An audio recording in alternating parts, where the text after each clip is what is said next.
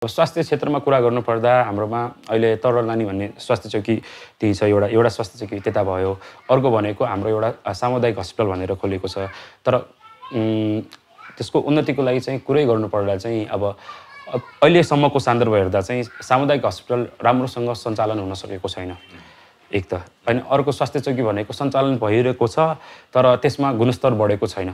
धेरै कुराको कमी कमजोरी हुन्छ।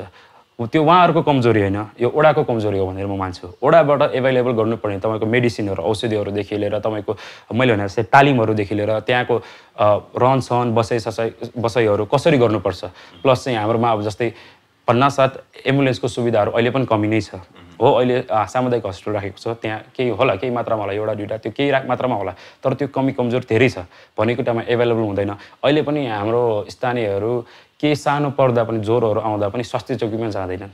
उहाँहरू सिधै यता हाम्रो यता ग्वारकोतिरको किस हस्पिटलमा आउनुहुन्छ। त्यो भनेकै हाम्रै कमजोरी हो।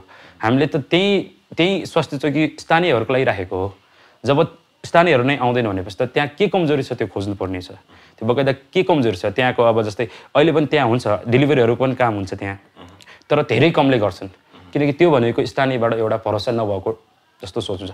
हो, हाम्रो त्यहाँ काम गर्नेहरू, हाम्रो दिदीहरू, हाम्रो त्यहीको आमाहरू, उहाँहरूको कमजोरी होइन, यो म मान्छु। उहाँहरू यो ओडाकै कमजोरी किन मान्छु भन्नाले ओडाबाट त्यहाँ पहल गरेर उहाँहरूलाई चाहिने भौतिक सामग्रीहरूको एभाइलेबल उहाँहरूलाई प्रदान गरिदिएर चाहिँ सबै कुरा त्यहाँको टाइमली अनुसार मन्थली या त 2 महिनामा 3 महिनामा एकचोटि चेक गरेर कस्तो हुन्छ, के गर्नुपर्छ उहाँहरूको लागि बढाउनलाई उहाँहरूसँग सरसल्लाह लिएर अगाडि बढ्नुभयो भने चाहिँ बकाइदा त्यो पनि राम्रो हुन्छ।